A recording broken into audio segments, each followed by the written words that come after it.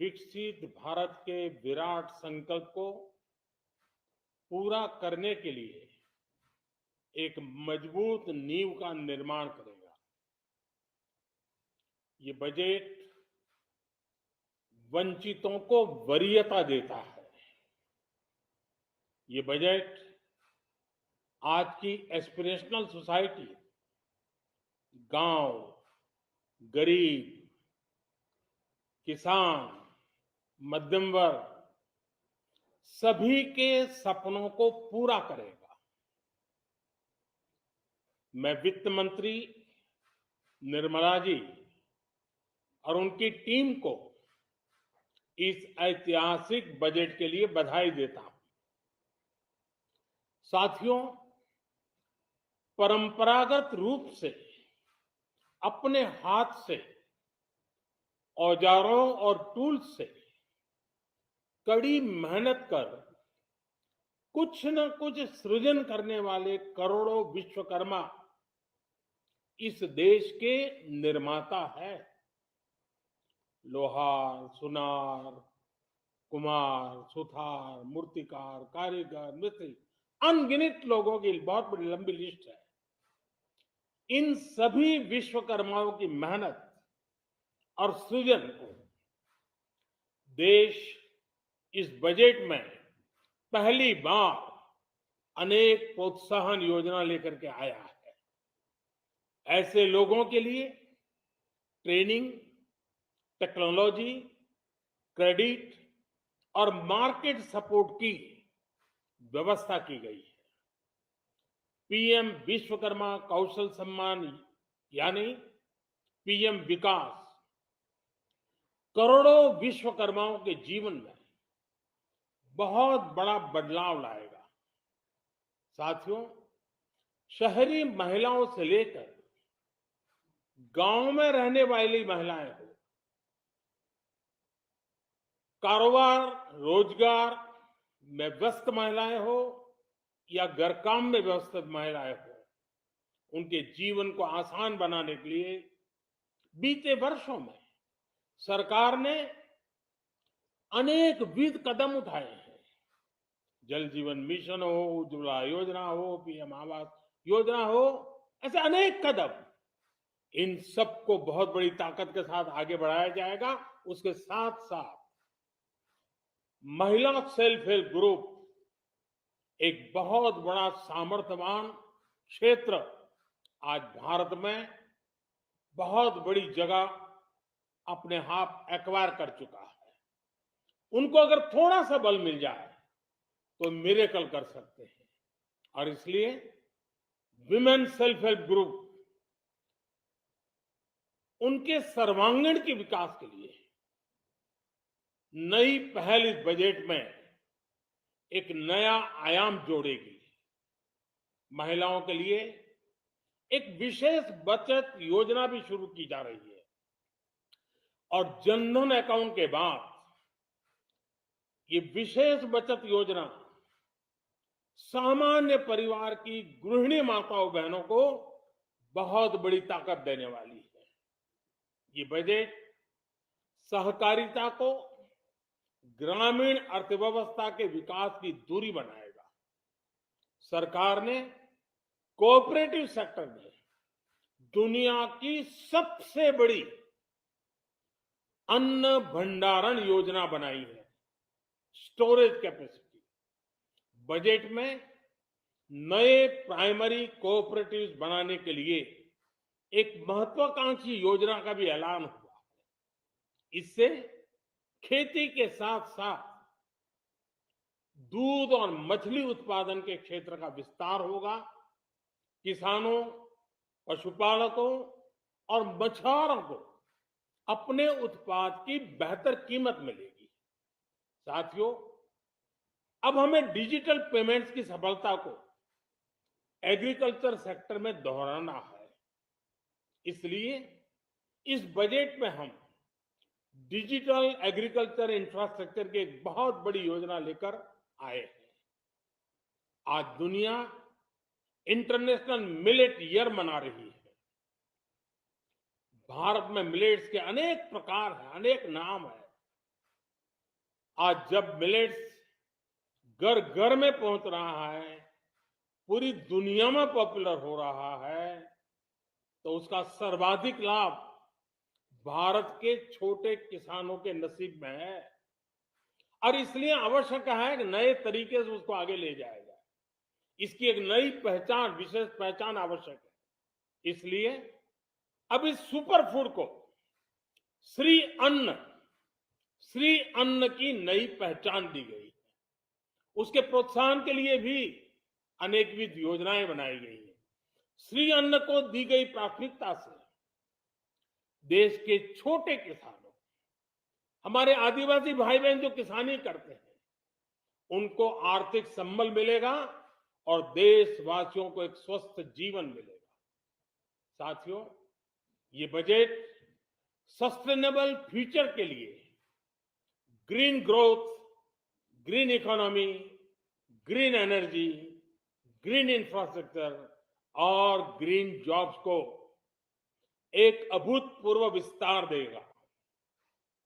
Budget में हमने technology और न्यू इकोनॉमी पर बहुत अधिक बल दिया है। एस्पिरेशनल भारत आज road, rail, metro, port, waterways, हर क्षेत्र में आधुनिक इंफ्रास्ट्रक्चर चाहता है। नेक्स्ट जनरेशन इंफ्रास्ट्रक्चर चाहिए। 2014 की तुलना में इंफ्रास्ट्रक्चर में निवेश पर 400% से ज्यादा की वृद्धि की गई है। इस बार इंफ्रास्ट्रक्चर पर 10 लाख करोड़ रुपए का अभूतपूर्व इन्वेस्टमेंट भारत के विकास को नई ऊर्जा और तेज गति देगा। ये निवेश युवाओं के लिए रोजगार के नए अवसर पैदा करेगा, एक बहुत बड़ी आबादी को आय के नए अवसर उपलब्ध कराएगा। इस बजट में ईज ऑफ डूइंग बिजनेस के साथ साथ हमारे उद्योगों के लिए क्रेडिट सपोर्ट और रिफॉर्म्स के अभियान को आगे बढ़ाया गया है। एमएसएमई के लिए 2 लाख करोड़ रुपए के अतिरिक्त ऋण की गारंटी की व्यवस्था की गई। अब प्रिजम्पटिव टैक्स की लिमिट बढ़ने से एमएसएमई को ग्रो करने में मदद मिलेगी। बड़ी कंपनियां द्वारा एमएसएमई को समय पर पेमेंट मिले, इसके लिए नई व्यवस्था बनाई गई है। साथियों, बहुत तेजी से बदलते भारत में मध्यम वर्ग, विकास हो या व्यवस्था हो, साहस हो या संकल्प लेने का सामर्थ्य हो, जीवन के हर क्षेत्र में आज भारत का मध्यम वर्ग एक प्रमुख धारा बना हुआ है। समृद्ध और विकसित भारत के सपनों को पूरा करने के लिए मध्यम वर्ग एक बहुत बड़ी ताकत है। जैसे भारत की युवा शक्ति ये भारत का विशेष सामर्थ्य है, वैसे ही बढ़ता हुआ भारत का मध्यम वर्ग भी एक बहुत बड़ी शक्ति है। मध्यम वर्ग को सशक्त बनाने के लिए हमारी सरकार ने बीते वर्षों में अनेकों निर्णय लिए और ईज ऑफ लिविंग को सुनिश्चित किया है। हमने टैक्स रेट को कम किया है, साथ ही प्रोसेस को सिंप्लीफाई, ट्रांसपेरेंट और फास्ट किया है। हमेशा मध्यम वर्ग के साथ खड़ी रहने वाली हमारी सरकार ने मध्यम वर्ग को टैक्स में बड़ी राहत दी है। इस सर्वस्पर्शी और विकसित भारत के निर्माण को गति देने वाले बजट के लिए मैं फिर एक बार निर्मला जी और उनकी पूरी टीम को बहुत बहुत बधाई देता हूं और देशवासियों को भी बहुत बधाई के साथ साथ मैं आह्वान करता हूं, आइए अब नया बजट आपके सामने है, नए संकल्पों को लेकर के चल पड़े।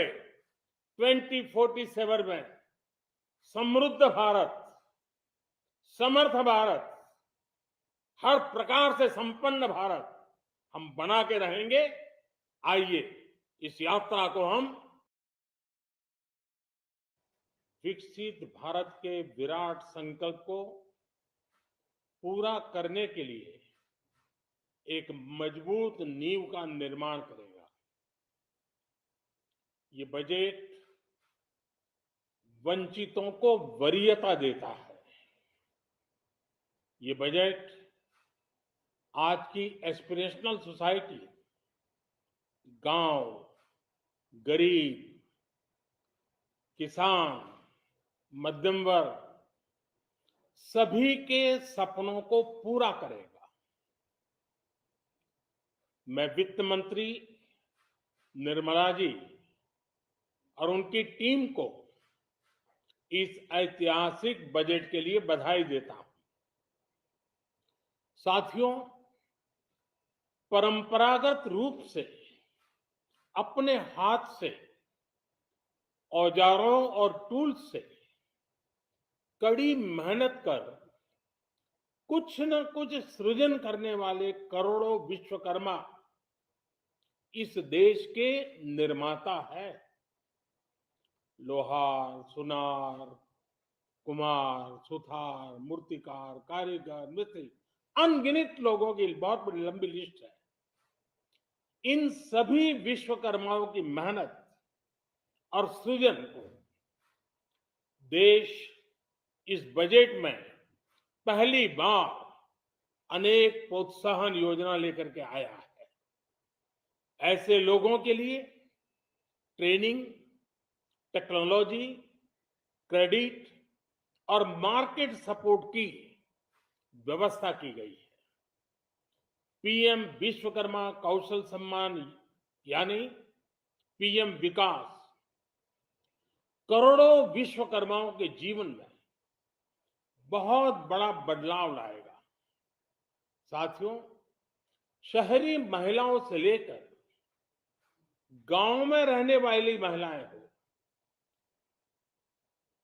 कारोबार रोजगार में व्यस्त महिलाएं हो या घर काम में व्यस्त महिलाएं हो, उनके जीवन को आसान बनाने के लिए बीते वर्षों में सरकार ने अनेक विध कदम उठाए हैं।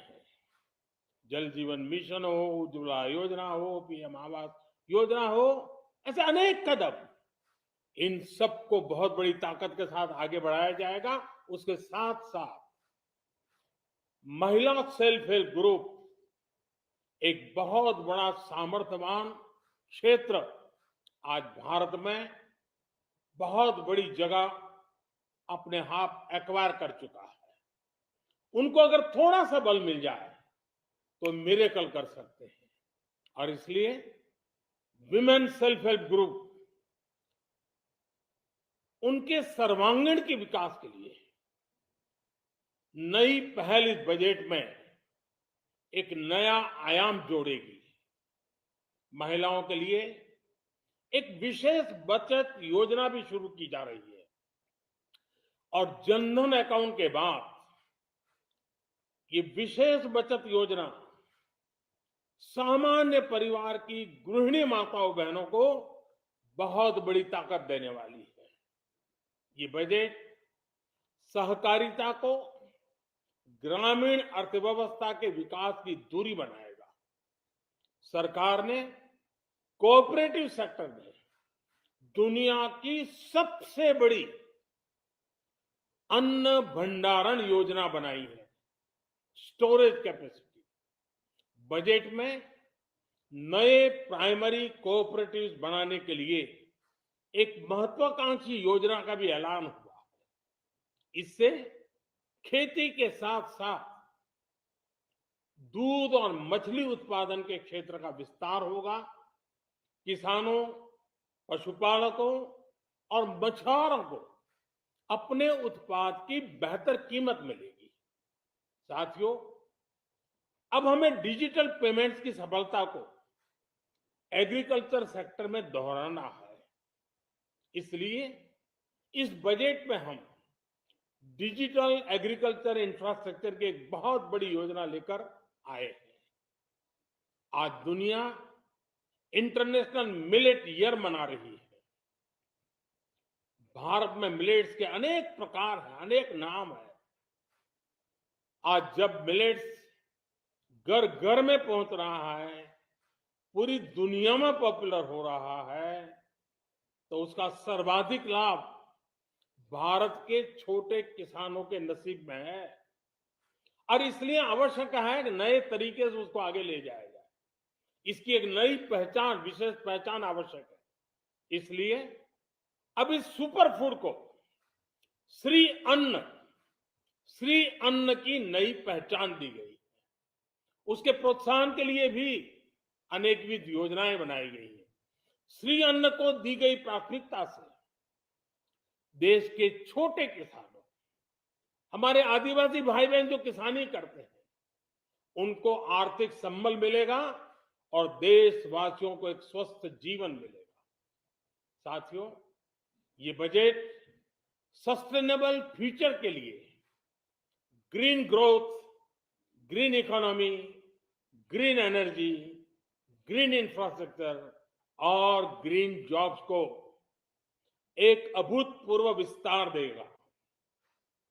बजट में हमने टेक्नोलॉजी और न्यू इकोनॉमी पर बहुत अधिक बल दिया है। एस्पिरेशनल भारत आज road, rail, metro, port, waterway, हर क्षेत्र में आधुनिक इंफ्रास्ट्रक्चर चाहता है। नेक्स्ट जनरेशन इंफ्रास्ट्रक्चर चाहिए। 2014 की तुलना में इंफ्रास्ट्रक्चर में निवेश पर 400% से ज्यादा की वृद्धि की गई है। इस बार इंफ्रास्ट्रक्चर पर 10 लाख करोड़ रुपए का अभूतपूर्व इन्वेस्टमेंट भारत के विकास को नई ऊर्जा और तेज गति देगा। ये निवेश युवाओं के लिए रोजगार के नए अवसर पैदा करेगा, एक बहुत बड़ी आबादी को आय के नए अवसर उपलब्ध कराएगा। इस बजट में ईज ऑफ डूइंग बिजनेस के साथ साथ हमारे उद्योगों के लिए क्रेडिट सपोर्ट और रिफॉर्म्स के अभियान को आगे बढ़ाया गया है। एमएसएमईज के लिए 2 लाख करोड़ रुपए के अतिरिक्त ऋण की गारंटी की व्यवस्था की गई। अब प्रिजम्पटिव टैक्स की लिमिट बढ़ने से एमएसएमईज को ग्रो करने में मदद मिलेगी। बड़ी कंपनियों द्वारा एमएसएमईज को समय पर पेमेंट मिले, इसके लिए नई व्यवस्था बनाई गई है। साथियों, बहुत तेजी से बदलते भारत में मध्यम वर्ग, विकास हो या व्यवस्था हो, साहस हो या संकल्प लेने का सामर्थ्य हो, जीवन के हर क्षेत्र में आज भारत का मध्यम वर्ग एक प्रमुख धारा बना हुआ है। समृद्ध और विकसित भारत के सपनों को पूरा करने के लिए मध्यम वर्ग एक बहुत बड़ी ताकत है। जैसे भारत की युवा शक्ति ये भारत का विशेष सामर्थ्य है, वैसे ही बढ़ता हुआ भारत का मध्यम वर्ग भी एक बहुत बड़ी शक्ति है। मध्यम वर्ग को सशक्त बनाने के लिए हमारी सरकार ने बीते वर्षों में अनेकों निर्णय लिए और ईज ऑफ लिविंग को सुनिश्चित किया है। हमने टैक्स रेट को कम किया है, साथ ही प्रोसेस को सिंप्लीफाई, ट्रांसपेरेंट और फास्ट किया है। हमेशा मध्यम वर्ग के साथ खड़ी रहने वाली हमारी सरकार ने मध्यम वर्ग को टैक्स में बड़ी राहत दी है। इस सर्वस्पर्शी और विकसित भारत के निर्माण को गति देने वाले बजट के लिए मैं फिर एक बार निर्मला जी और उनकी पूरी टीम को बहुत बहुत बधाई देता हूं और देशवासियों को भी बहुत बधाई के साथ साथ मैं आह्वान करता हूं, आइए अब नया बजट आपके सामने है, नए संकल्पों को लेकर के चल पड़े। 2047 में समृद्ध भारत, समर्थ भारत, हर प्रकार से संपन्न भारत हम बना के रहेंगे। आइए इस यात्रा को हम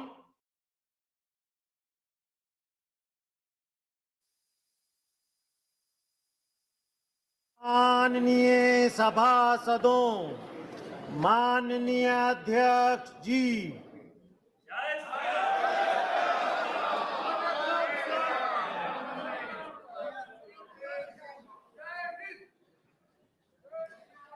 आइटम नंबर 1, माननीय वित्त मंत्री Shrimati Nirmala Sitharaman ji.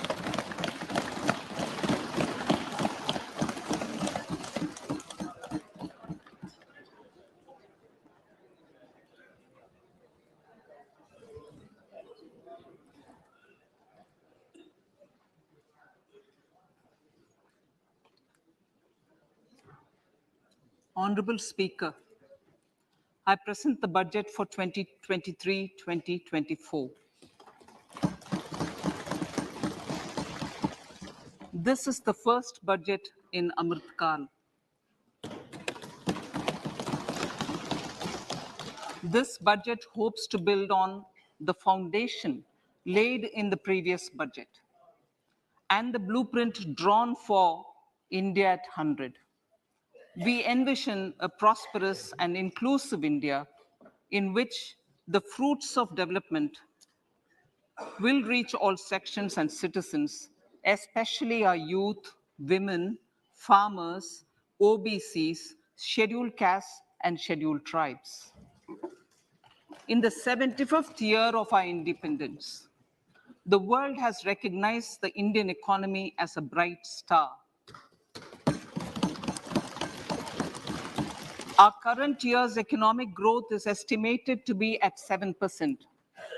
It is notable that this is the highest among all the major economies. This is in spite of the massive slowdown globally caused by COVID-19 and the war. The Indian economy is therefore on the right track and despite a time of challenges, heading towards a bright future.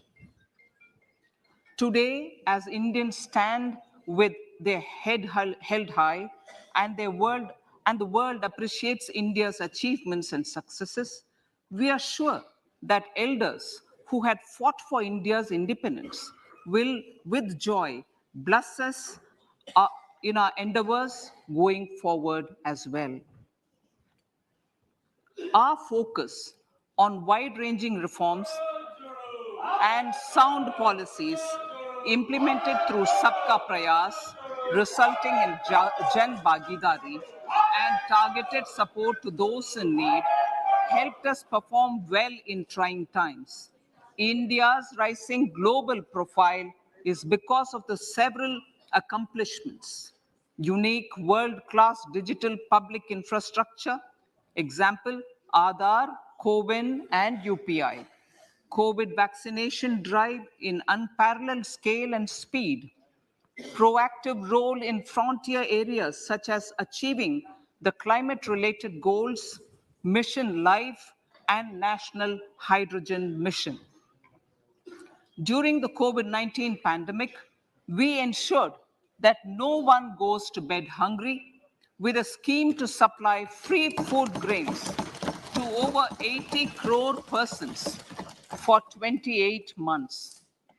Continuing our commitment to ensure food and nutritional security, we are implementing from 1st January 2023 a scheme to supply free food grain to all Antyodaya and priority households for the next 1 year. Under PM Garib Kalyan Anna Yojana, the entire expenditure of about 2 lakh crore will be borne by the central government. In these times of global challenges, the G20 presidency gives us a unique opportunity to strengthen India's role in the world economic order. With the theme of Vasudhaiva Kutumbakam, we are steering an ambitious, people-centric agenda to address global challenges and to facilitate sustainable economic development. The government's efforts since 2014 have ensured for all citizens a better quality of life and life of dignity. The per capita income has more than doubled to 1.97 lakh rupees. In these 9 years, the Indian economy has increased in size from being 10th to 5th largest in the world.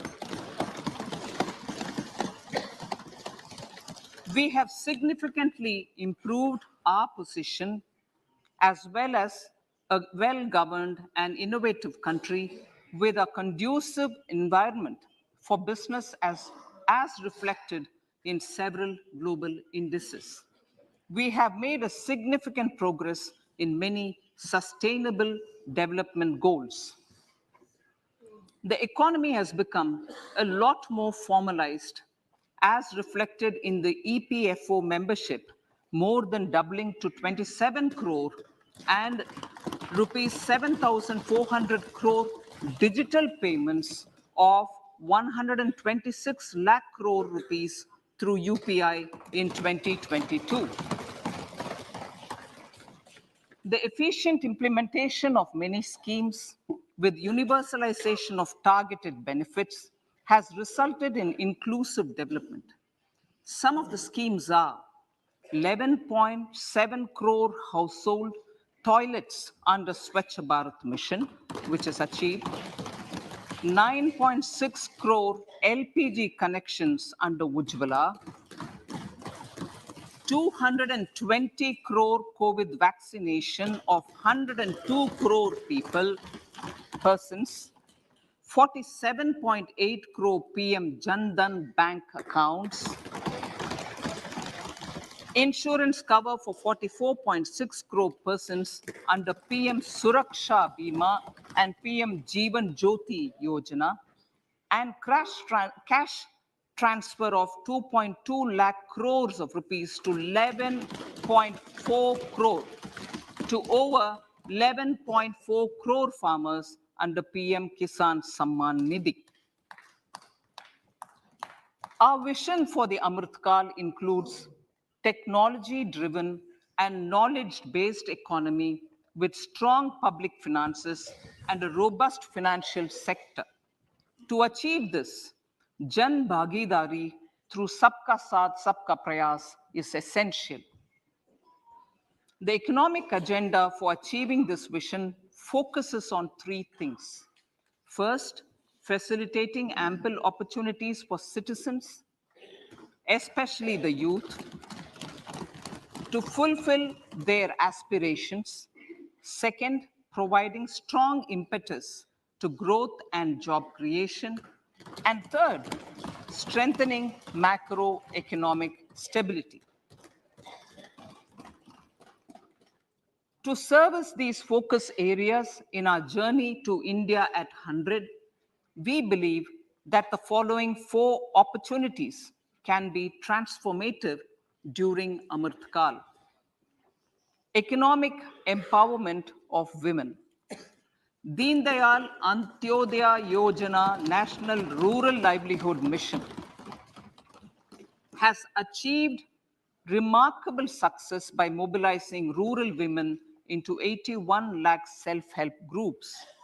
We will enable these groups to reach the next stage of economic empowerment through formation of large producer enterprises or collectives, with each having several thousand members and managed professionally. They will be helped with raw materials supply and for better design, quality, branding, and marketing of their products. Through supporting these policies, they will be enabled to scale up their operations to serve the large consumer markets, as has been the case with the several startups growing into unicorns. PM Vishwakarma Kaushal Samman, PM Vikas. For centuries, traditional artisans and craftspeople who work with their hands using tools have brought renown for India. They're generally referred to as Vishwakarma. The art and the handicraft created by them represents the true spirit of Atmanirbhar Bharat. For the first time, a package of assistance for them has been conceptualized. The new scheme will enable them to improve the quality, scale, and reach of their products, integrating them with the MSME value chain. The components of the scheme will include not only financial support, but also access to advanced skill training, knowledge of modern digital techniques, and efficient green technologies, brand promotion, linkage with local and global markets, digital payments, and social security. This will greatly benefit the scheduled castes, scheduled tribes, OBCs, women, and people belonging to the weaker sections. Tourism. The country offers immense attraction for domestic as well as foreign tourists. There is a large potential to be tapped in tourism. The sector holds huge opportunities for jobs and entrepreneurship for youth in particular. Promotion of tourism will be taken up on mission mode with active participation of states, convergence of government programs, and public-private partnerships. Green growth. We are implementing many programs for green fuel, green energy, green farming, green mobility, green buildings, and green equipment, and policies for efficient use of energy across various economic sectors. These green growth efforts help in reducing carbon intensity of the economy and provides for large-scale green job opportunities.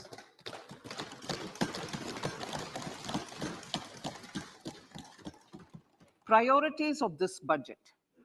The budget adopts the following 7 priorities. They complement each other and act as the Saptarishi guiding us through the Amritkal. Inclusive development, reaching the last mile, infrastructure and investment, unleashing the potential, green growth, youth power, and financial sector. I now speak on the priority number 1, inclusive development. The government's philosophy of Sabka Saath, Sabka Vikas has facilitated inclusive development covering in specific farmers, women, youth, OBCs, scheduled castes, scheduled tribes, Divyangjan, and economically weaker sections, and overall priority for the underprivileged. Vanchiton ko variyata.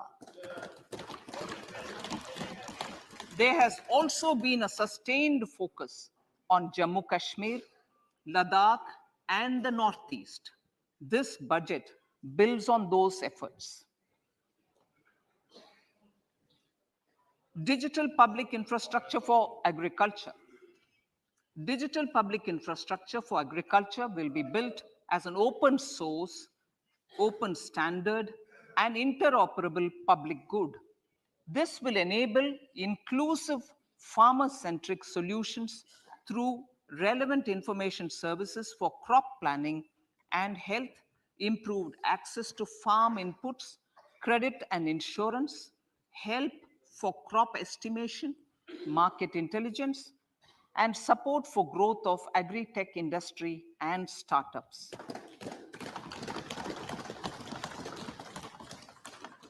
An agriculture accelerator fund. An agriculture accelerator fund will be set up to encourage agri startups by young entrepreneurs in rural areas. The fund will aim at bringing innovative and affordable solutions for challenges faced by farmers. It will also bring in modern technologies to transform agricultural practices, increase productivity and profitability.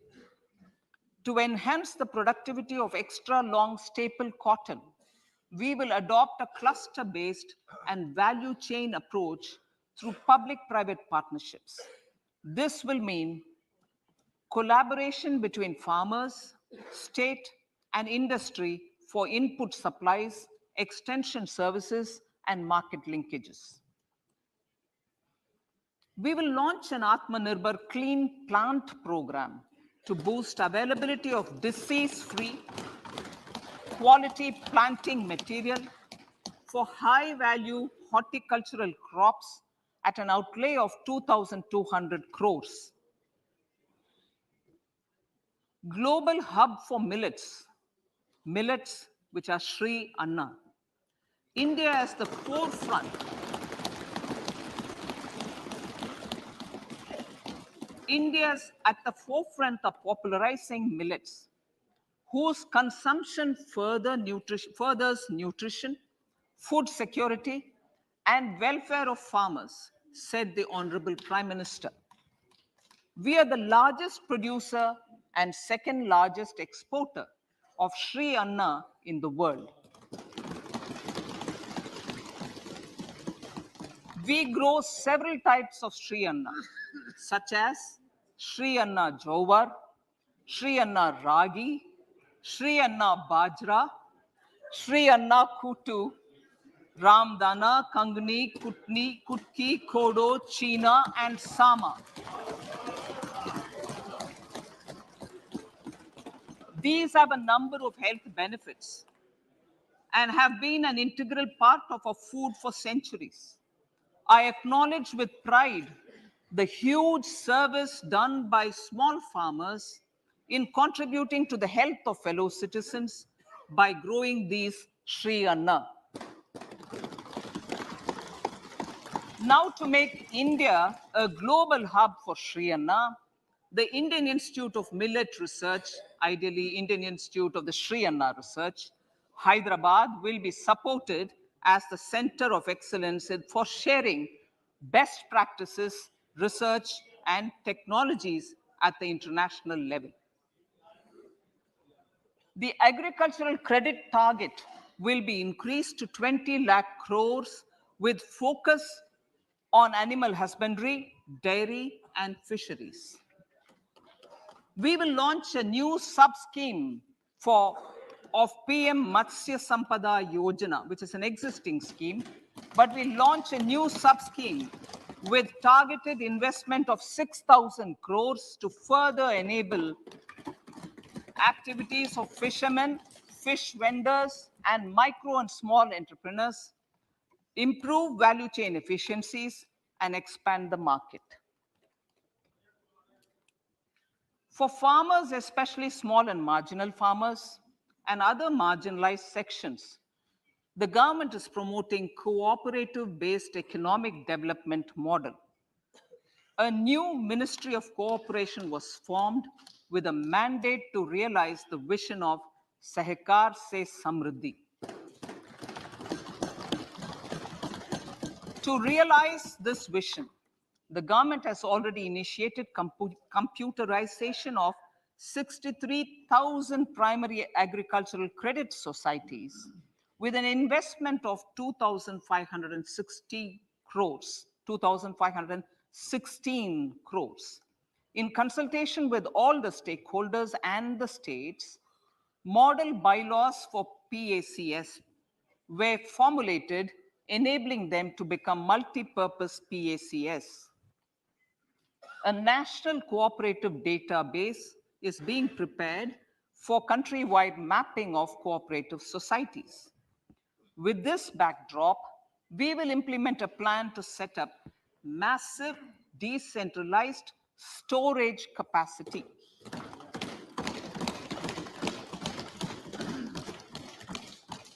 This will help farmers store their produce and realize remunerative prices through sale at appropriate times. The government will also facilitate setting up of a large number of multi-purpose cooperative societies, primary fishery societies, and dairy cooperative societies in uncovered panchayat and villages in the next 5 years.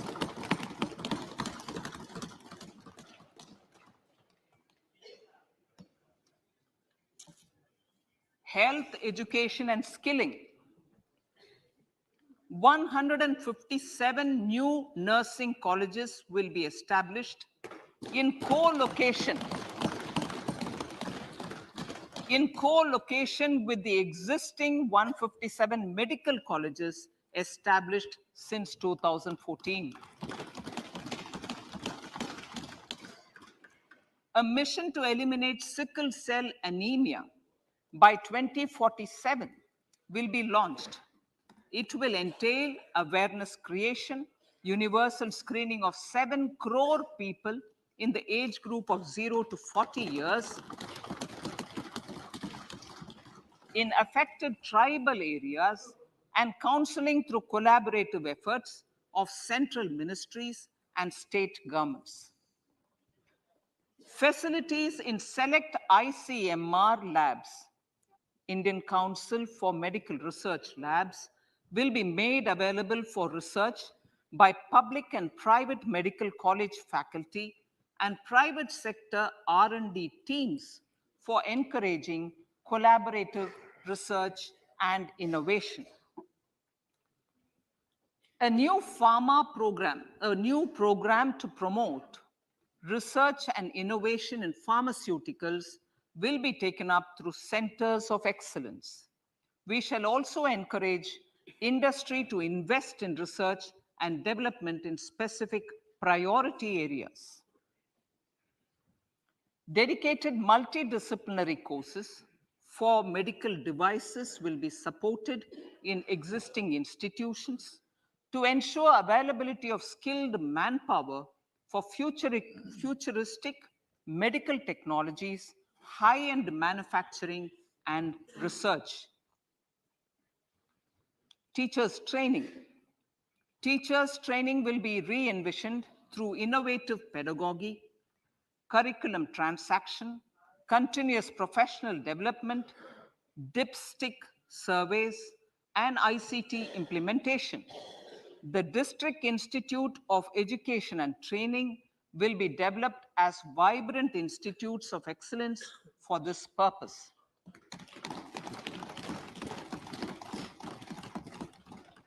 National Digital Library for Children and Adolescents. A National Digital Library for Children and Adolescents will be set up for facilitating availability of quality books across geographies, languages, genres, and levels, and device-agnostic accessibility. States will be encouraged to set up physical libraries for them at panchayat and ward levels and provide infrastructure for accessing the National Digital Library resources. Additionally, to build a culture of reading and to make up for pandemic time learning loss, the National Book Trust, the Children's Book Trust, and other sources will be encouraged to provide and replenish non-curricular titles in regional languages and in English to these physical libraries. Collaboration with NGOs that work in literacy will also be a part of this initiative to inculcate financial literacy. Financial sector regulators and organizations will be encouraged to provide age-appropriate reading material to these libraries. I move to priority 2, reaching the last mile. Prime Minister Vajpayee's government had formed the Ministry of Tribal Affairs and the Department of Development of Northeast Region to provide a sharper focus to the objective of reaching the last mile. Our government has formed the ministries of Ayush, Fisheries, Animal Husbandry and Dairying, Skill Development, Jal Shakti, and Cooperation. Building on the success of the Aspirational Districts program, the government has recently launched the Aspirational Blocks program, covering 500 blocks for saturation of essential government services across multiple domains such as health, nutrition, education, agriculture, water resources, financial inclusion, skill development, and basic infrastructure. Manya Speaker, sir, Pradhan Mantri PBTG, which is Primitive Vulnerable Tribal Groups Development Mission, is being launched. To improve socio-economic conditions of the particularly vulnerable tribal groups, the PVTGs as we refer them to. Pradhan Mantri PVTG Development Mission will be launched. This will saturate PVTG families and habitations with basic facilities such as safe housing, clean drinking water and sanitation, improved access to education, health, nutrition, road and telecom connectivity, and sustainable livelihood opportunities. An amount of 15,000 crores will be made available to implement the mission in the next 3 years under the Development Action Plan for the Scheduled Tribes. Ekalavya Model Residential Schools. In the next 3 years, Center will recruit 38,800 teachers and support staff for the 740 Ekalavya Model Residential Schools, which is serving 3.5 lakh tribal students.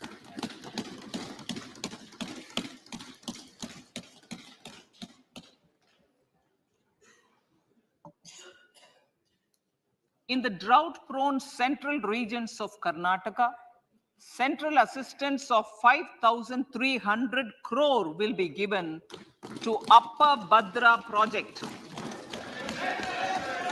to provide sustainable micro irrigation and filling up of surface tanks for drinking water. PM Awas Yojana. The outlay for PM Awas Yojana is being enhanced by 66% to over 79,000 crores. Bharat Shared Repository of Inscriptions will be set up in a digital epigraphy museum with digitization of 1 lakh ancient inscriptions in the first stage. Support for poor prisoners. For poor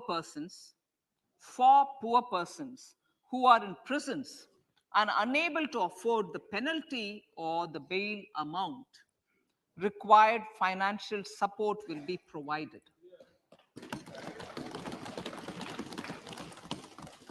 Priority number 3, infrastructure and investment.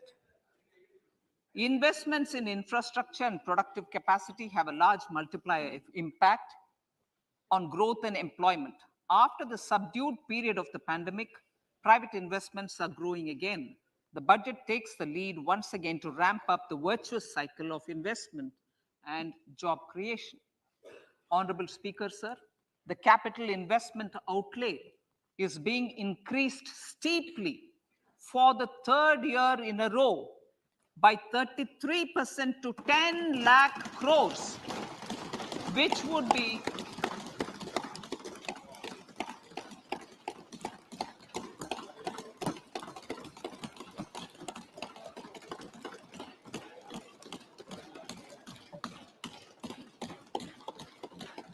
which would be 3.3% of GDP. This will almost be 3 times the outlay made in 2019-20.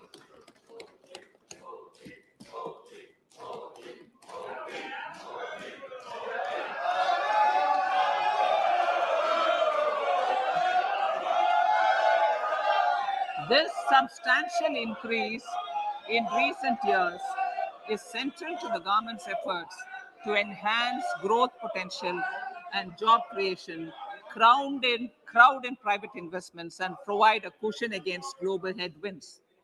The direct capital investment by the center is complemented by the provision made for creation of capital assets through grants and aids to state.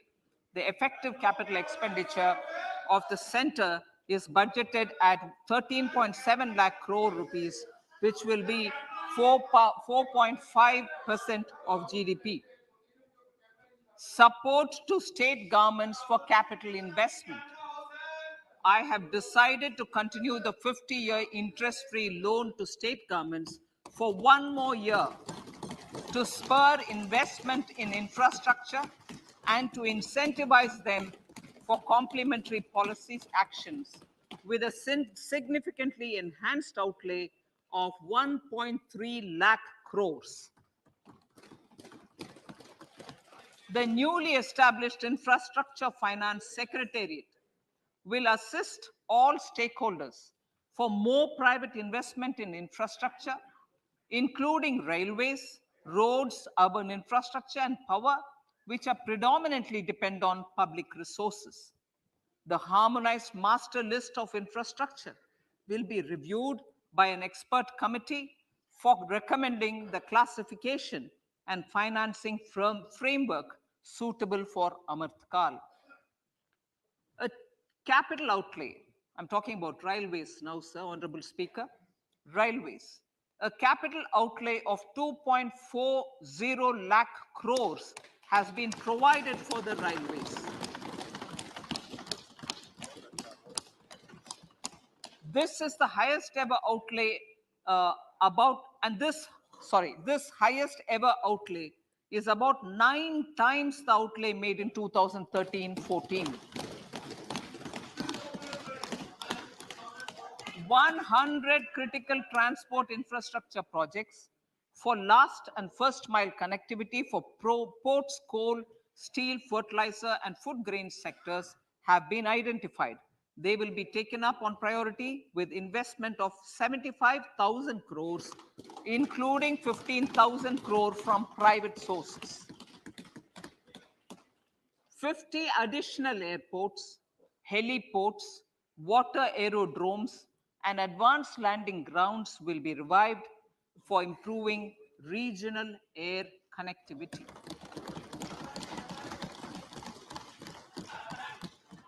Sustainable cities for tomorrow.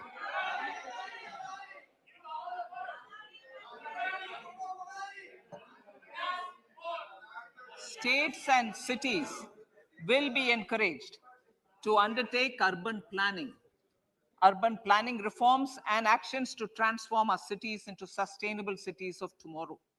This means efficient use of land resources, adequate resources for urban infrastructure, transit-oriented development, enhanced availability and affordability of urban land, and opportunities for all.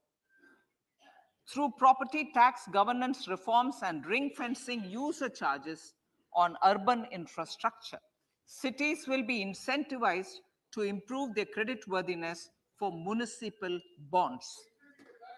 Like the RIDF, an urban infrastructure development fund will be established through use of priority sector lending shortfall. This will be managed by the National Housing Bank and will be used by public agencies to create urban infrastructure in Tier 2 and Tier 3 cities. States will be encouraged to leverage resources from the grants of the 15th Finance Commission as well as existing schemes to adopt appropriate user charges while accessing the UIDF. We expect to make available 10,000 crore rupees per annum for this purpose. All cities and towns will be enabled for 100% mechanical desludging of septic tanks and sewers to transition from manhole to machine hole mode.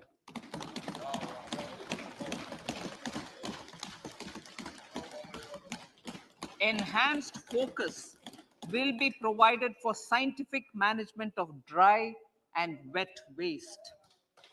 Honorable Speaker, sir, our Prime Minister had said, good governance is the key to a nation's progress. Our government is committed to providing a transparent and accountable administration, which works for the betterment and welfare of common citizens. Mission Karma Yogi. Under Mission Karma Yogi, center, states, and the union territories are making and implementing capacity building plans for civil servants. The government has also launched an integrated online training platform, I Got Karma Yogi, to provide continuous learning opportunities for lakhs of government employees to upgrade their skills and facilitate people-centric approach. Sir, for enhancing ease of doing business, more than 39,000 compliances have been reduced, and more than 3,400 legal provisions have been decriminalized. For furthering the trust-based governance, we have introduced the Jan Vishwas Bill to amend 42 central acts. This budget proposes a series of measures to unleash the potential of our economy. Centers of Excellence for Artificial Intelligence. For realizing the vision of Make AI in India and Make AI Work for India, 3 centers of excellence for artificial intelligence will be set up in top educational institutions. Leading industry players will partner in conducting interdisciplinary research, develop cutting-edge applications, and scalable problem solutions in the areas of agriculture, health, and sustainable cities. This will galvanize an effective AI ecosystem and nurture quality human resources in the field. National Data Governance Policy. To unleash innovation and research by startups and academia, a national data governance policy will be brought out. This will enable access to anonymized data. The KYC process will be simplified, adopting a risk-based instead of one-size-fits-all approach. The financial sector regulators will also be encouraged to have a KYC system fully amenable to meet the needs of digital India. One-stop solution for identity and address updating. A one-stop solution for reconciliation and updating of identity and address of individuals maintained by various government agencies, regulators, and regulated entities will be established using DigiLocker service and Aadhaar as foundational identity. Speaker, sir, common business identifier. For the business establishments required to have a permanent account number, the PAN will be used as the common identifier for all digital systems of specified government agencies. This will bring ease of doing business, and it will be facilitated through a legal mandate. For obviating the need for separate submission of same information to different government agencies, a system of unified filing process will be set up. Such filing of information or return in simplified forms on a common portal will be shared with other agencies as per the filer's choice. Vivad Se Vishwas 1, relief for MSMEs. In cases of failure by MSMEs to execute contracts during the COVID period, 95% of the forfeited amount relating to the bid or performance security will be returned to them by government and government undertakings. This will provide relief to the MSMEs. Vivad se Vishwas 2, settling contractual disputes.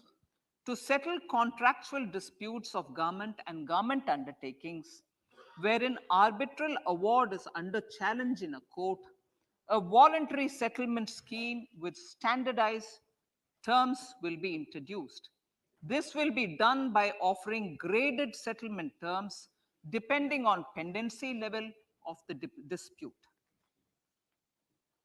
The state support mission of Niti Aayog will be continued for 3 years for our collective efforts towards national priorities. Result-based financing. To better allocate scarce resources for competing development needs, the financing of select schemes will be changed on a pilot basis from input-based to result-based. E-courts.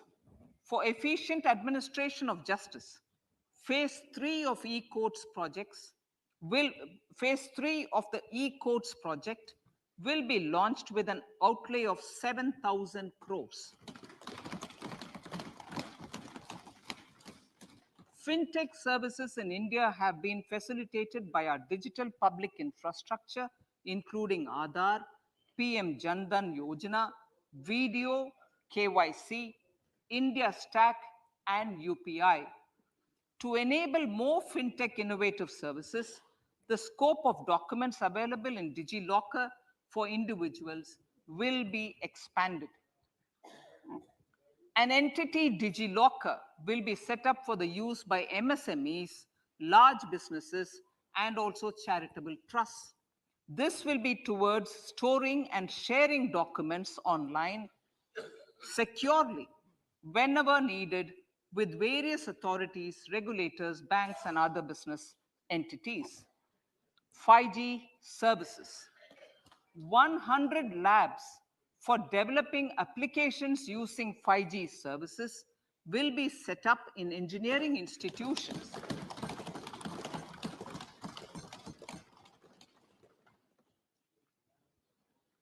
To realize a new range of opportunities, business models, and employment potential.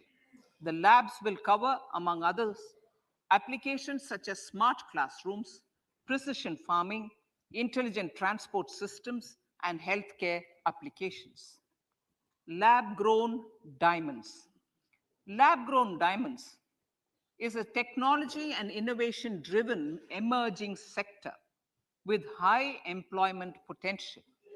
These environment-friendly diamonds, which have optically and chemically the same properties as natural diamonds.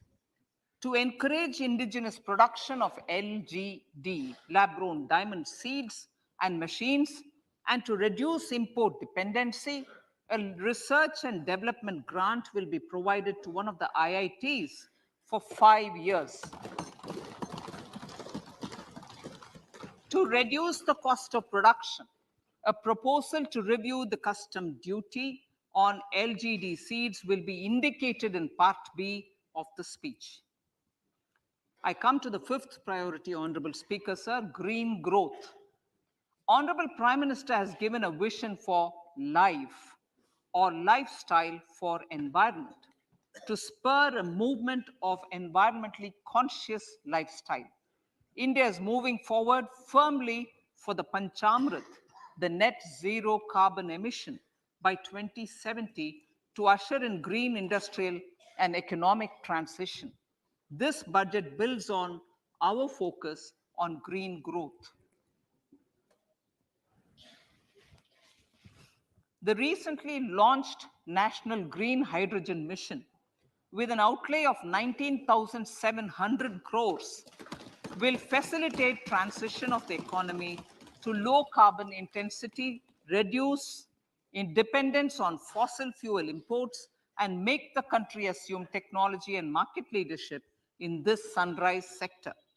Our target is to reach an annual production of 5 MMT by 2030. Energy transition.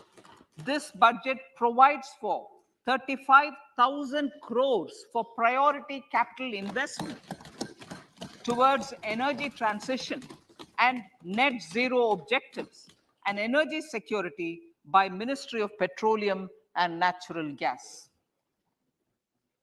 To steer the economy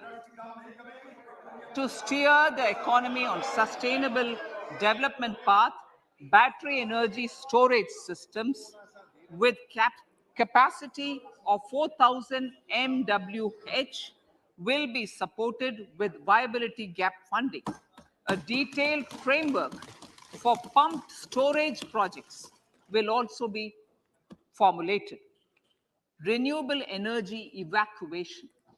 The interstate transmission system for evacuation and grid integration of 13 gigawatt renewable energy from Ladakh will be constructed with investment of 20,700 crore, including central support of 8,300 crores. Green Credit Program. For encouraging behavioral change, a green credit program will be notified under the Environment Protection Act. This will incentivize environmentally sustainable and responsive actions by companies, individuals, and local bodies, and help mobilize additional resources for such activities. PM Program for Restoration, Awareness, Nourishment, and Amelioration of Mother Earth, PM Pranam, will be launched to incentivize states and union territories to promote alternative fertilizers and balanced use of chemical fertilizers. Go Bardhan Scheme. 500 new waste to wealth plants under Gobardhan, galvanizing organic bio-agro resources done. Gobardhan scheme will be established for promoting circular economy. These will include 200 compressed biogas plants, including 75 plants in urban areas and 300 community or cluster-based plants at a total investment of 10,000 crores. I will refer to this in Part B also. In due course, a 5% CBG mandate will be introduced for all organizations marketing natural and biogas. For collection of biomass and distribution of biomanure, appropriate fiscal support will also be provided. Bharatiya Prakritik Kheti Bio Input Resource Centers. Over the next 3 years, we will facilitate 1 crore farmers to adopt natural farming. For this, Honorable Speaker, 10,000 bio input resource centers will be set up, creating a national level distributed micro fertilizer and pesticide manufacturing network. Mishti.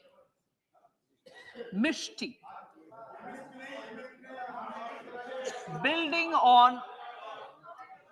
on India's success in afforestation, mangrove initiative for shoreline habitats and tangible incomes, Mishti, will be taken up for mangrove plantation along the coastline and on salt pan lands wherever feasible through convergence between Manrega, Campa Fund and other sources. Amrit Dharohar. Wetlands are vital ecosystems which sustain biological diversity. In his latest Mann Ki Baat, the Prime Minister said, now, I quote, now the total number of Ramsar sites in our country has increased to 75, whereas before 2014, there were only 26, unquote. Local communities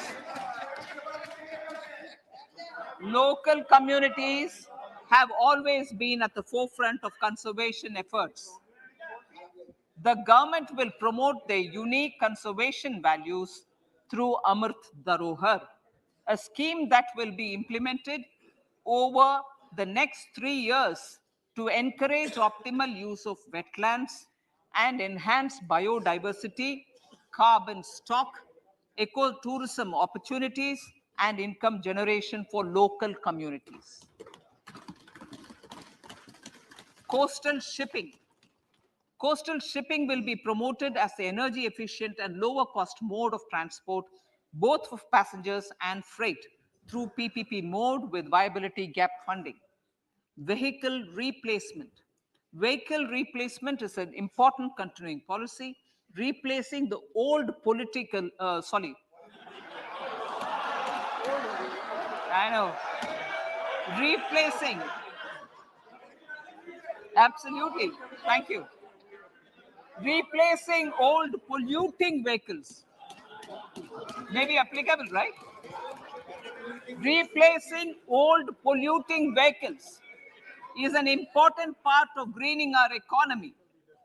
In furtherance of the vehicle scrapping policy mentioned in Budget 21-22, I have allocated adequate funds to scrap old vehicles of the central government. States will also be supported in replacing old vehicles and old state ambulances. Honorable Speaker, sir, I move to priority 6, youth power. To empower our youth and help the Amrit PD realize their dreams, we have formulated the national education policy, which is very wide in its scope, but one of the things is also to focus on skilling, adopted economic policies that facilitate job creation at scale and have supported business opportunities. Pradhan Mantri Kaushal Vikas Yojana. Pradhan Mantri Kaushal Vikas Yojana 4.0 will be launched to skill lakhs of youth within the next 3 years. On-job training, industry partnership, and alignment of courses with needs of industry will be emphasized. The scheme will also cover new age courses for Industry 4.0 like coding, AI, robotics, mechatronics, IoT, 3D printing, drones, and other soft skills. To skill youth for international opportunities, 30 Skill India international centers will be set up across different states.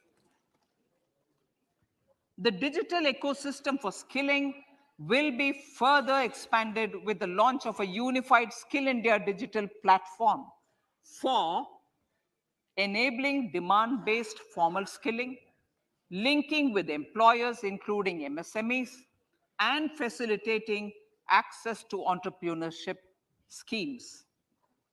To provide stipend support to 47 lakh youths in 3 years, direct benefit transfer under a pan-India national apprenticeship promotion scheme will be rolled out. Tourism. Honorable Speaker, sir, with an integrated and innovative approach, at least 50 destinations will be selected through challenge mode. In addition to aspects such as physical connectivity, virtual connectivity, tourist guides, high standards for food streets, and tourist security, all the relevant aspects would be made available on an app to enhance tourist experience. Every destination would be developed as a complete package. The focus of development of tourism would be on domestic as well as foreign tourists.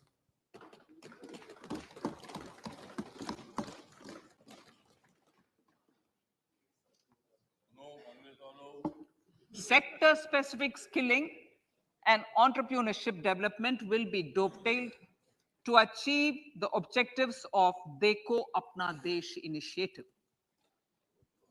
This was launched as an appeal by the Honorable Prime Minister to the middle class to prefer domestic tourism over international tourism. The integrated development of theme-based tourist circuits, the Swadesh Darshan scheme, was also launched. Under the Vibrant Villages program, tourism infrastructure and amenities will be facilitated in border villages. Unity Mall. States will be encouraged to set up a Unity Mall in their state capital or most prominent tourism center or the financial capital for promotion and sale of their one district, one product and GI products and other handicraft products, and for providing space for such products of all other states as well. Sir, priority number 7, financial sector. Our reforms in the financial sector and innovative use of technology have led to financial inclusion at scale, better and faster service delivery, ease of access to credit, and participation in financial markets. This budget proposes to further these measures. Credit guarantee for MSMEs. Last year, I proposed revamping of the credit guarantee scheme for the MSMEs. I am happy to announce that the revamped scheme will take effect from 1st April 2023 through infusion of 9,000 crores in the corpus. This will enable additional collateral-free guaranteed credit of 2 lakh crores of rupees. Further, the cost of credit will be reduced by about 1%. A national financial information registry will be set up to serve as the central repository of financial and ancillary information. This will facilitate efficient flow of credit, promote financial inclusion, and foster financial stability. A new legislative framework will govern this credit public infrastructure and will be designed in consultation with the RBI. To meet the needs of Amritkal and to facilitate optimum regulation in the financial sector, public consultation, as necessary and feasible, will be brought to the process of regulation making and issuing subsidiary directions. To simplify, to ease, and to reduce cost of compliance, financial sector regulators will be requested to carry out a comprehensive review of existing regulations. For this, they will consider suggestions from public and regulated entities. Time limits to decide the application under various regulations will also be laid down. Honorable Speaker, sir, to enhance business activities in GIFT IFSC, the following measures will be taken. Delegating powers under the SEZ Act to the IFSCA to avoid dual regulation. Setting up a single window IT system for registration and approval of IFSCA, SEZ authorities, GSTN, RBI, SEBI, and IRDAI. Permitting acquisition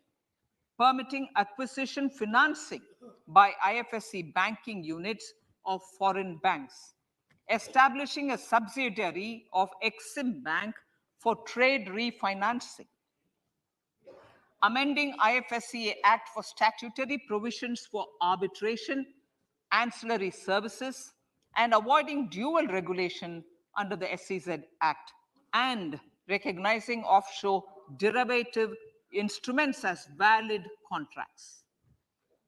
Honorable Speaker, sir, data embassy. For countries looking for digital continuity solutions, we will facilitate setting up of their data embassies in GIFT IFSC.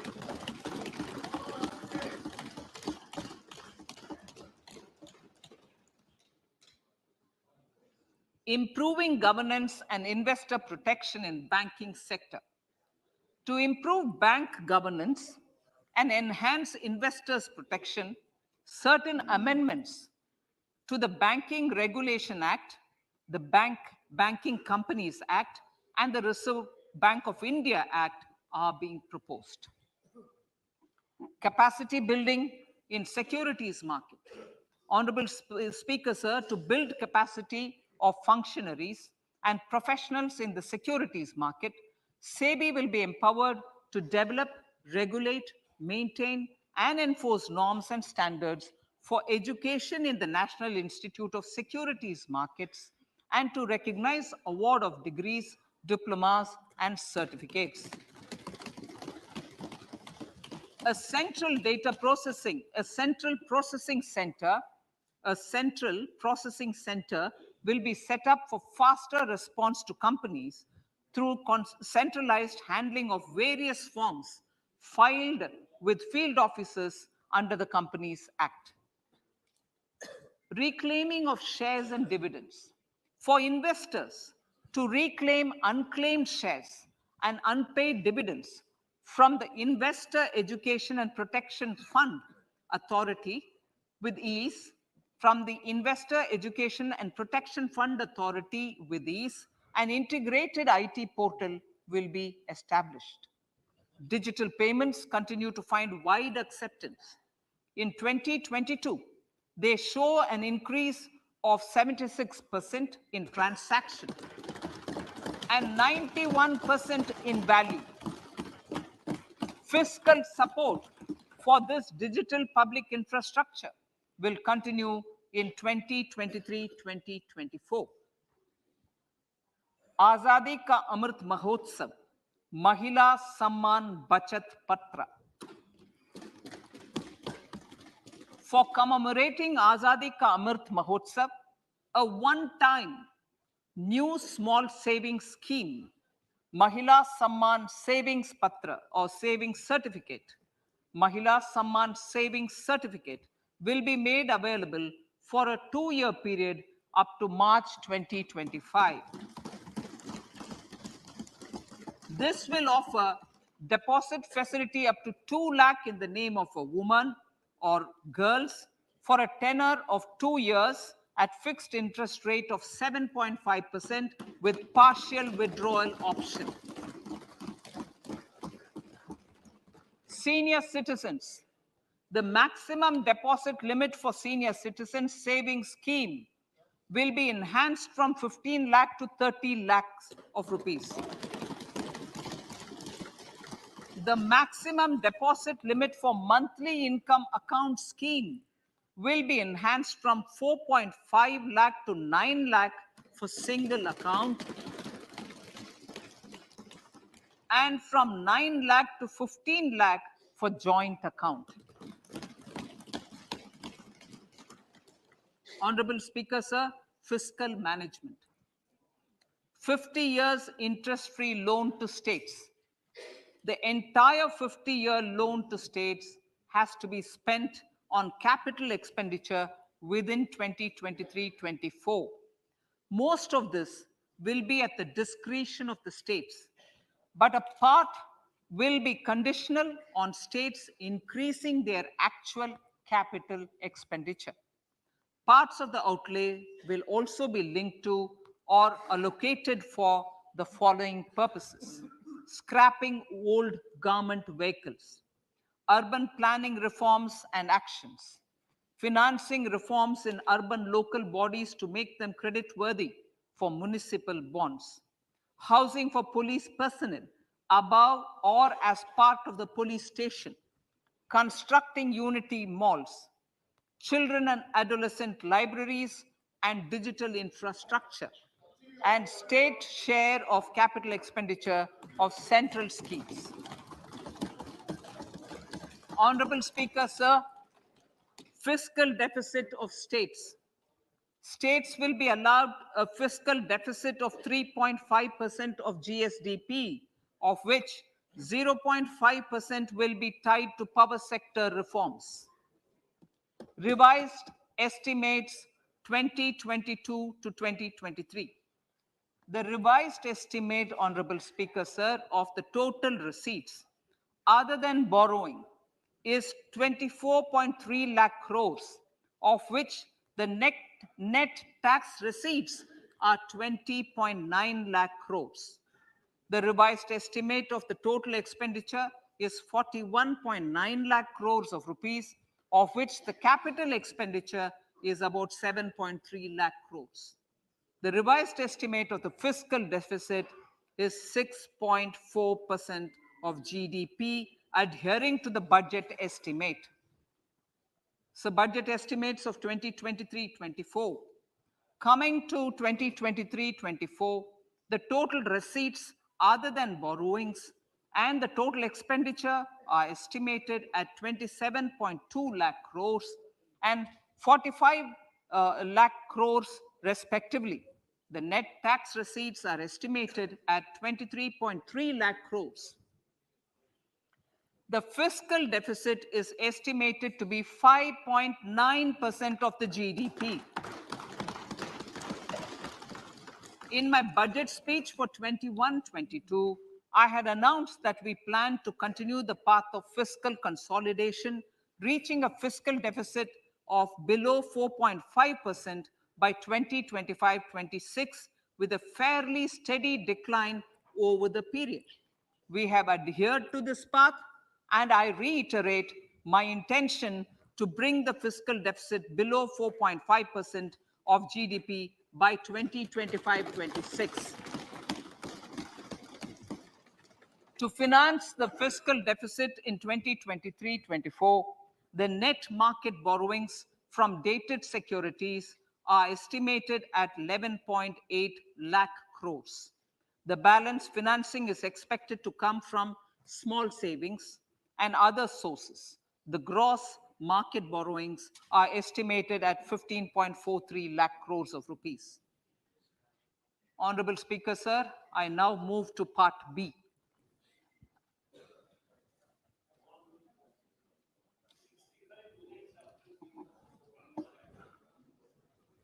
Indirect taxes. My indirect tax proposals will aim to promote exports, boost domestic manufacturing, enhance domestic value addition, encourage green energy and mobility. A simplified tax structure with fewer tax rates helps in reducing compliance burden and improving tax administration. I propose to reduce the number of basic customs duty rates on goods other than textiles and agriculture from 21 to 13. As a result, there are minor changes in the basic custom duties, cesses and surcharges on some items including toys, bicycle, automobiles and naphtha. Green mobility. To avoid cascading of taxes on blended compressed natural gas, I propose to exempt excise duty on GST paid compressed biogas contained in it. To further provide impetus to green mobility, customs duty exemptions is being extended to import of capital goods and machinery required for manufacture of lithium-ion cells for batteries used in electrical vehicles as well. Electronics. As a result of various initiatives of the government, including phased manufacturing program, mobile phone production in India has increased from 5.8 crore units valued at about 18,900 crore in 2014-15 to 31 crore units valued at 2,75,000 crore in the last financial year. To further deepen domestic value addition in manufacturing of mobile phones, I propose to provide relief to customs duty. I propose to provide relief in customs duty on import of certain parts and inputs like camera lens and continue the concessional duty on lithium-ion cells for batteries for another year. Similarly, to promote value addition in manufacture of televisions, I propose to reduce the basic customs duty on parts of open cells of TV panels to 2.5%. Electrical. To rectify inversion of duty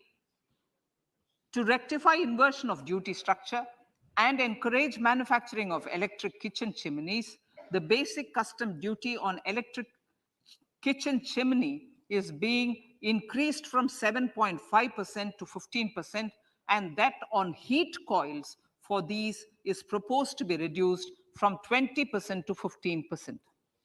Chemicals and petrochemicals. Denatured ethyl alcohol is used in chemical industry. I propose to exempt basic customs duty on it. This will also support the ethanol blending program and facilitate an endeavor for energy transition. Basic customs duty is also being reduced on acid grade fluorospar from 5% to 2.5% to make the domestic fluorochemicals industry competitive. Further, the basic customs duty on crude glycerin for use in manufacture of epichlorohydrin is proposed to be reduced from 7.5% to 2.5%.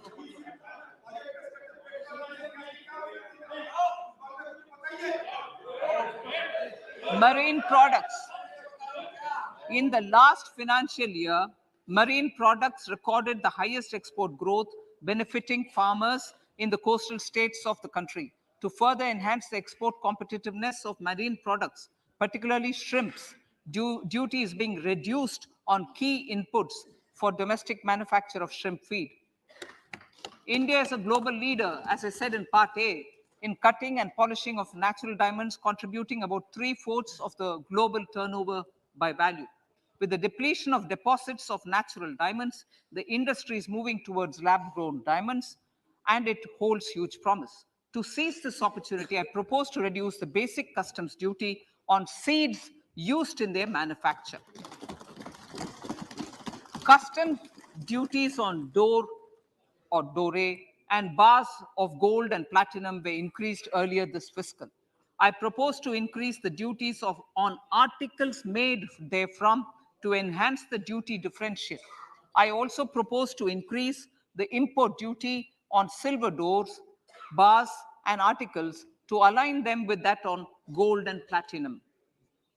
To facilitate availability of raw materials, for the steel sector, exemptions from basic custom duty on raw materials for manufacture of CRGO steel, ferrous scrap, and nickel cathode is being continued.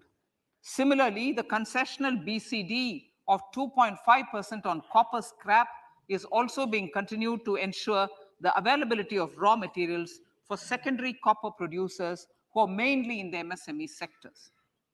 Compounded rubber. The basic custom duty rate on compounded rubber is being increased from 10% to 25% or 30 kg, whichever is lower, at par with that of natural rubber other than latex, to curb circumvention of duty. Cigarettes. National calamity contingent duty on specified cigarettes was last revised 3 years ago. This is proposed to be revised upwards by about 16%. Direct taxes.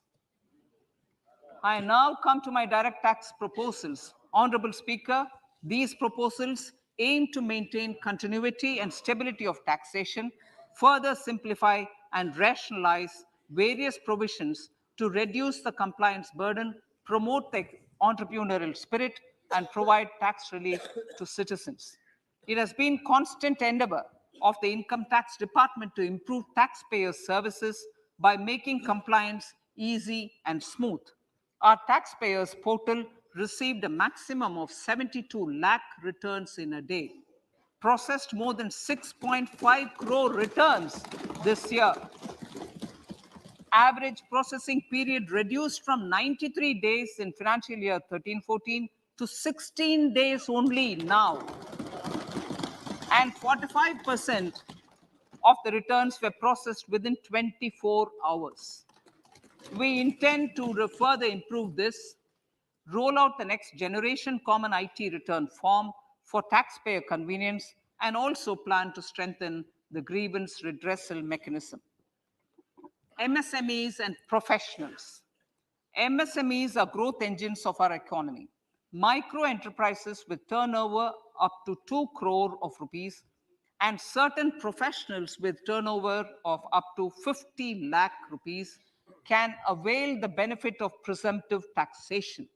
I propose to provide enhanced limits of 3 crore and 75 lakh respectively to the taxpayers whose cash receipts are no more than 5%. Whose cash receipts are no more than 5%.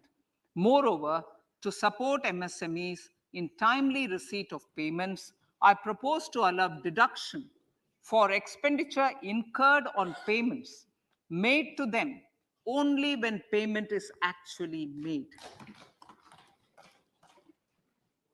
Cooperation. Cooperation is a value to be cherished. In realizing our Prime Minister's goal for Sehkar Se Samriddhi and his resolve to connect the spirit of cooperation with the spirit of Amrit Kal, in addition to the measures proposed in Part A, I have a slew of proposals for the cooperation sector. First, new cooperatives that commence manufacturing activities till 2024, 31st March, shall get the benefit of a lower tax rate of 15%, as is presently available to new manufacturing companies. Secondly, I propose to provide an opportunity to sugar cooperatives to claim payments made to sugarcane farmers for the period prior to the assessment year 2016-17 as expenditure. This is expected to provide them a relief of almost 10,000 crores. Thirdly, I'm providing a higher limit of 2 lakh per member for cash deposits to loans in cash by primary agricultural cooperative societies and primary cooperative agriculture and rural development banks. I repeat that. Thirdly, I'm providing a higher limit of 2 lakh per member for cash deposits to and loans in cash by primary agricultural cooperative societies and primary cooperative agricultural and rural development banks. Similarly, a higher limit of 3 crore for TDS on cash withdrawal is being provided to cooperative societies. Startups.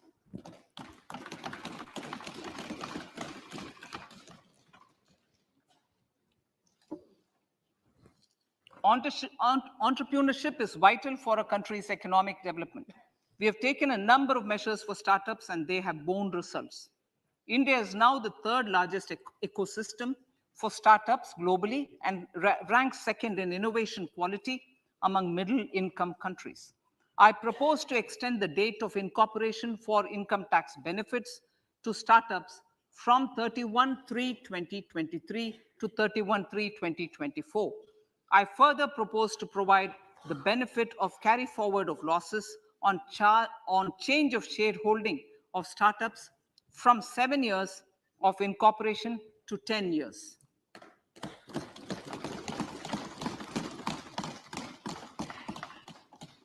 To reduce the pendency of appeals at commissioner level, I propose to deploy about 100 joint commissioners for disposal of small appeals. We shall also be more selective in taking up cases for scrutiny of returns already received this year. Better targeting of tax concessions. For better targeting of tax concessions and exemptions, I propose to cap deduction from capital gains on investment in residential house under Section 54 and Section 54F to 10 crores. Another proposal with similar intent is to limit income tax exemption from proceeds of insurance policies with very high value. Rationalization. Honorable Speaker, sir, there are a number of proposals relating to rationalization and simplification. Income of authorities, boards, and commissions set up by statutes of union or state for the purpose of housing, development of cities, towns, and villages, and regulating and developing an activity or matter is proposed to be exempted from income tax. Other major measures in this direction are removing the minimum threshold of 10,000 for TDS and clarifying taxability relating to online gaming. not treating conversion of gold into electronic gold receipts and vice versa as capital gains, reducing the TDS rate from 30% to 20% on taxable portion of EPF withdrawals in non-PAN cases, and taxation on income for market-linked debentures. Other major proposals in the finance bill relate to the following: extension of period of tax benefits to funds relocating to IFSC, GIFT City till 31/3/2025, decriminalization under Section 276A of the Income Tax Act, allowing carry forward of losses on strategic disinvestment, including that of IDBI Bank, and providing EEE status to Agnivir Fund. Personal income tax.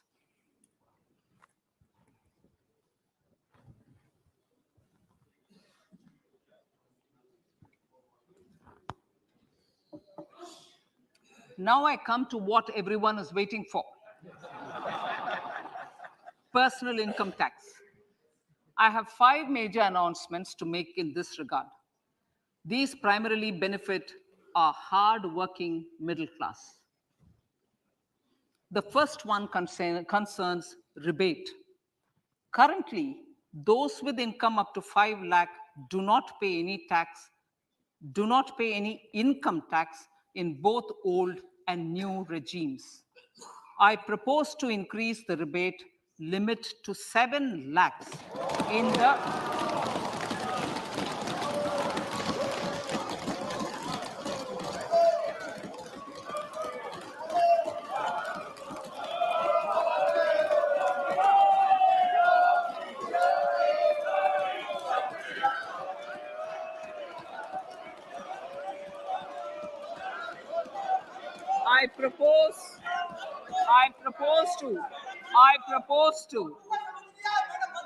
I propose to increase the rebate limit to 7 lakh in the new tax regime. Thus, persons in the new tax regime with income up to 7 lakhs will not have to pay any tax at all. The second proposal relates to middle-class individuals. I had introduced in the year 2020 the new personal income tax regime with 6 income slabs starting from 2.5 lakh. I propose to change the tax structure in this regime by reducing the number of slabs to 5 and increasing the tax exemption limit to 3 lakhs. The new tax rates are 0 to 3 lakh, nil.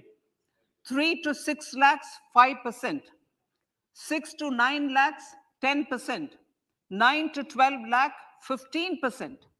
12 to 15 lakhs, 20%. And above 15 lakhs, 30%. This will provide major relief to all taxpayers in the new regime. An individual with an annual income of 9 lakhs will be required to pay only 45,000 rupees. This is only 5% of his or her income. It is a reduction of 25% on what he or she is required to pay now. That is 60,000. So in the place of 60,000, it is now only 45,000. Similarly, an individual with an income of 15 lakh rupees would be required to pay only 1.5 lakh or 10% of his income or her income, a reduction of 20% from the existing liability of 1,87,500 rupees. My third proposal is for the salaried class and the pensioners, including family pensioners, for whom I propose to extend the benefit of standard deduction to the new tax regime. Each salaried person with an income of 15.5 lakh rupees or more will thus stand to benefit by 52,500 rupees. My fourth announcement in personal income tax is regarding the highest tax rate, which in our country is 42.74%. This is among the highest in the world. I propose to reduce the highest surcharge rate from 37% to 25% in the new tax regime.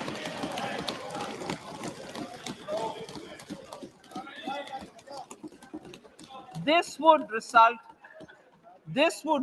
in reduction of the maximum rate. This would result in the reduction of the maximum tax rate to 39%.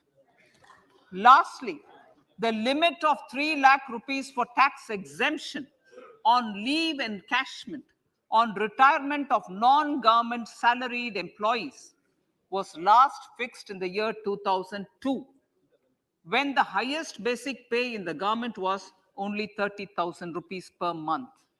In line with the increase in the government salaries, I am proposing to increase this limit to 25 lakh rupees.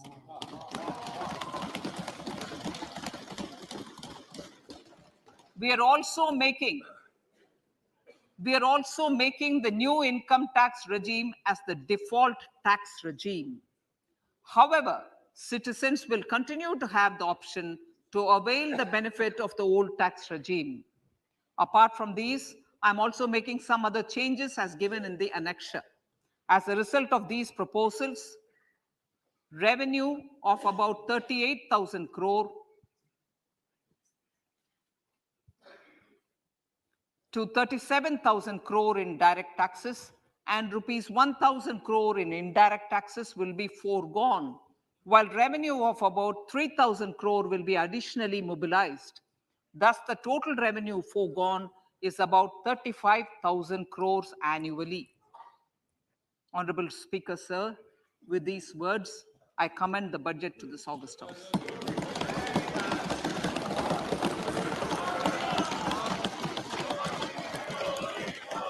One hour, 25 minutes.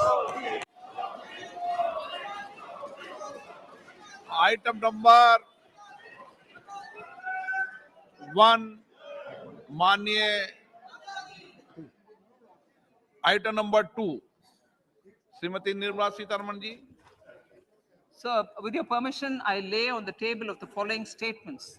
Under Section 3(1) of the Fiscal Responsibility Budget Management Act 2003, 1. Medium-term fiscal policy cum fiscal policy strategy statement and macroeconomic framework statement. माननीय सदस्यगण, जैसा कि आपको समाचार भाग 2 के माध्यम से पहले ही सूचित किया जा चुका है कि माननीय वित्त मंत्री जी के बजट भाषण की प्रतियां हार्ड कॉपी के रूप में उपलब्ध कराई गई है. आप बजट भाषण की अपनी अपनी प्रति प्रकाशन पलक से ले लें. आपको ये भी सूचित किया जाता है कि माननीय मंत्री द्वारा बजट प्रस्तुत किए जाने के पश्चात उसकी प्रतियां आपको मेंबर्स पोर्टल के माध्यम से उपलब्ध करा दी जाएगी. आइटम नंबर 3, माननीय मंत्री जी, वित्त मंत्री जी. Sir, with your permission, I rise to move for leave to introduce the Finance Bill 2023. प्रश्न ये कि विधेयक को पुनर्स्थापित करने की अनुमति प्रदान की जाए. जो सदस्य इसके पक्ष में हाँ कहें, जो सदस्य विरोध में ना कहें. मेरे विचार में निर्णय हाँ वालों के पक्ष में. माननीय मंत्री जी विधेयक को पुनर्स्थापित करें. Sir, I introduce the bill. सभा की कार्रवाई कल गुरुवार दिनांक 2 फरवरी 2023 को प्राप्त 11 बजे तक के लिए स्थगित की जाती है.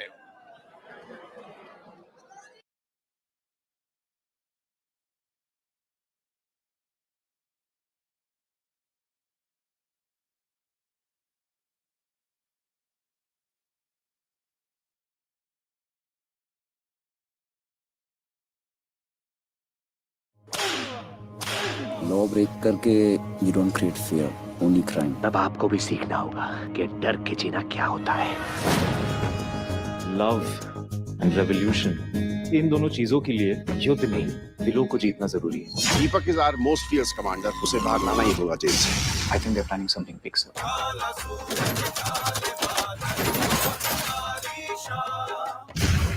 This mission should go down in history as the biggest armed revolution.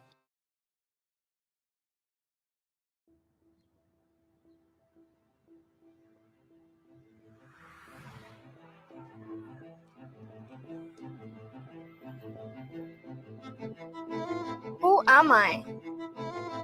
I'm going to be buying what you're going to be making. I want to know you're making a better world.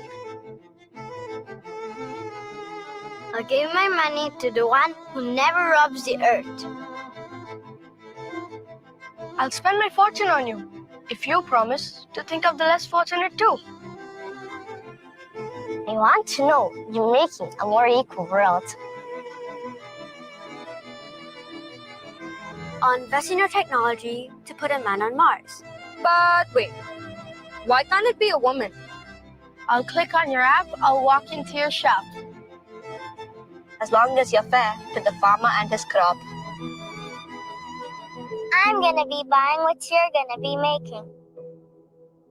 And if you make the world a little better too, no one will feel richer than you.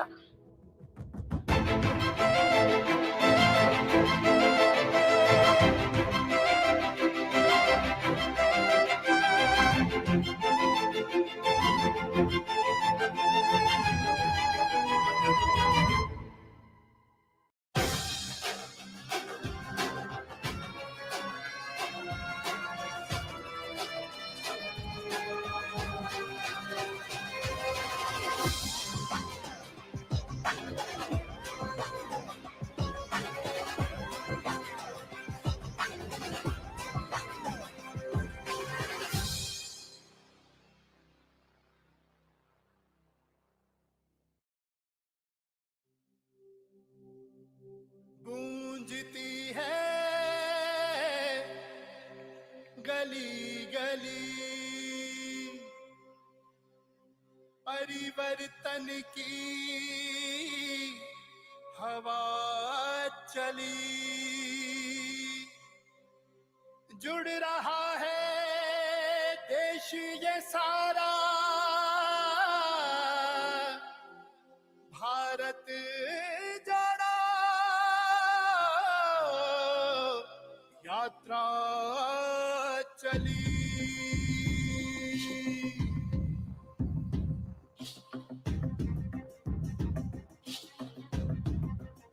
चल रहे हैं हम सुन रहे हैं हम देश की राहों में मिल रहे कदम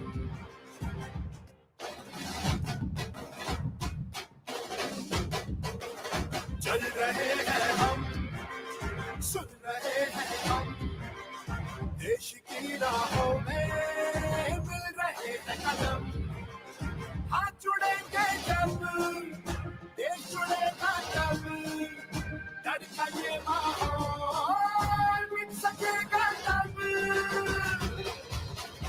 अब नहीं तो कब अब नहीं तो कब अब नहीं तो कब अब नहीं तो कब अब नहीं तो कब अब नहीं तो कब अब नहीं तो कब अब नहीं तो कब